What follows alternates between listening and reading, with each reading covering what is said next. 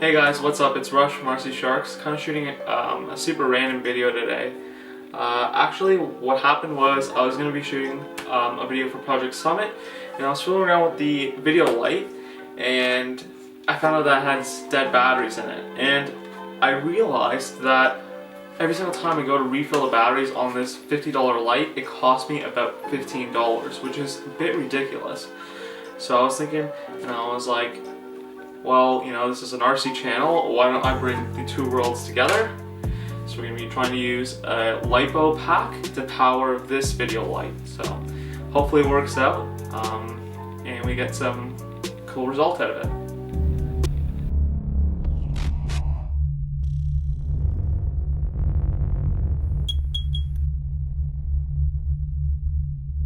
So first things first, I'm going to be walking you through what you need. So we're going to start on this side of the table. So we're going to need a Lipo pack, some heat shrink, a Sharpie to mark off our connections, a screwdriver to open up the light, a lighter to melt or to shrink the heat shrink. And as we move along, we're going to be needing obviously the light. This is some soldering flux, and to go with that, some solder, a connector, and some wire. Or as you can see, my connector already has some wire off of it, so I'm going to be using that, but you know, whatever works for you. And lastly, we're going to need wire strippers and our soldering station.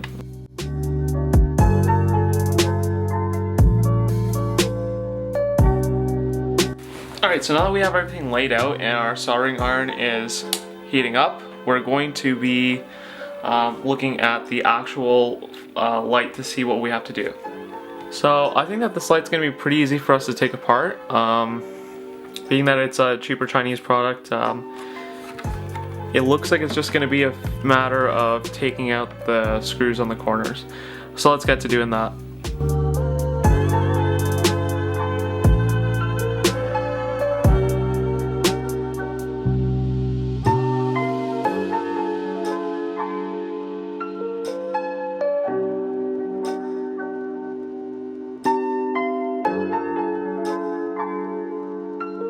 So now that we have all the screws out, it's pretty easy to realize that this thing is just gonna fall apart. And looking at it now, it looks like this shield, or this reflector rather, is just gonna pop out as well.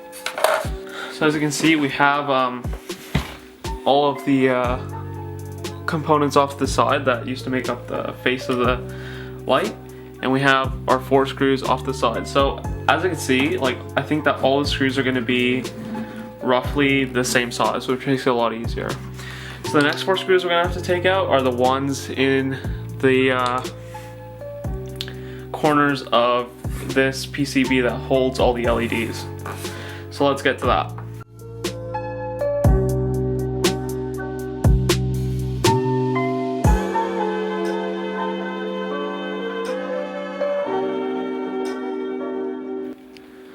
So as I previously thought, all of these screws are the same size, so we don't like to keep them organized. We can just put them all off to the side. So make sure you do keep them in a safe place so you don't lose them, because putting this thing back without screws is going to be a pain. And the next thing I'm going to try to do is to remove that PCB, and it comes right out. So, wow. Yeah, wow. That looks like it's really cheaply made, and I think that if we put too much stress on the components, they're probably going to start to get ruined. But as it stands right now, I think that we'll be okay working on it. So just don't put too much stress on this. Try to keep it like that, where there's still some slack on the wire. So let's disassemble further. Let's just get this board out of the way so we have a little bit more room to work. But I can already see what we're going to have to do here.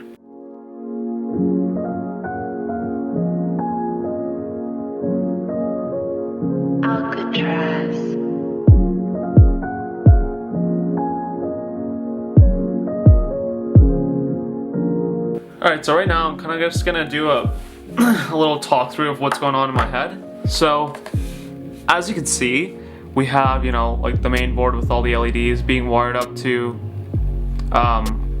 this control board with the potentiometer on it that actually controls the brightness of the light. And then we have another board in the back, but this board and this board are the ones that we're actually looking at. So what's going on here is we have a battery tray that's been molded out of plastic, and then kind of so you put your batteries in here, and then there's these metal tabs that are mechanically, you know, taking the power and moving them into this board. Once they go into this board, the potentiometer determines how much voltage to put through to the final board. So what we're gonna do is solder in a new connector right here at the battery end, so that we're able to run this whole circuit off of an RC battery like that with a Dean's connector on it. So let's try that out. So first things first, I'm actually gonna go ahead and pre-tin the end of this lead with the flux and the solders.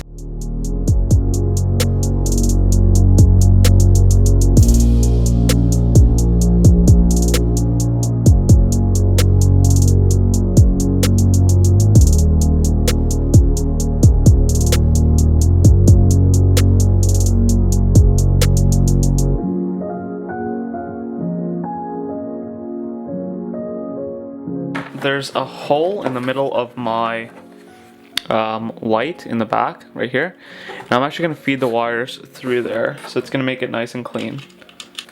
We're going to do that, and then simply put the wire on top of the other one and heat it up with the soldering iron.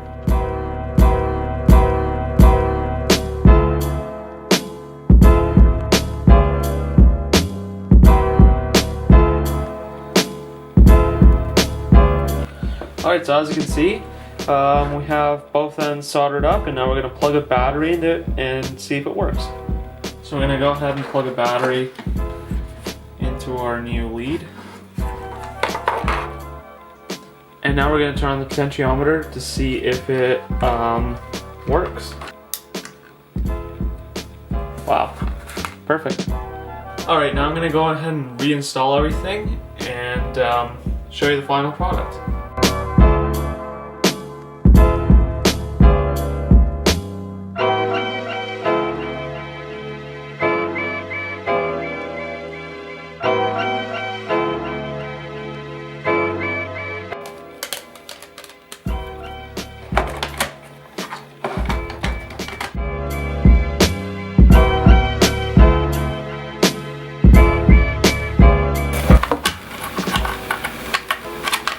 Alright, so now that we're all done, I'm just going to quickly clean up this whole work area, and I'm going to take you through how you're going to be using this thing. Alright, so what's pretty cool about this mod is that you can still use the 6 AA batteries in the light, or you can go ahead and use a 2S Lipo pack. The only thing you have to worry about when using a Lipo battery is obviously you can't run this one down all the way because it's going to ruin the pack. So what you do need to go out and get is something like a Lipo cutoff buzzer that's going to plug into your balance port and then tell you exactly how much charge you have in there and warn you before you run the battery beyond its cutoff. Alternatively, you can do what I'm doing and use the battery for about 30 minutes at a time, and then go ahead and plug it back into the charger just to play it safe. Alrighty, so I'm going to go ahead and show you that this thing will still work with the use of 6 AA batteries.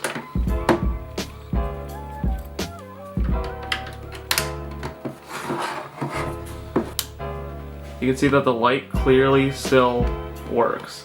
If you wanted to, you can just literally pop that out, pop out all the batteries, and you want to make sure you don't leave anything there. You get your little connector out, you plug it into a Lipo, and obviously you want to use a smaller Lipo for this, something like for a 16 scale vehicle.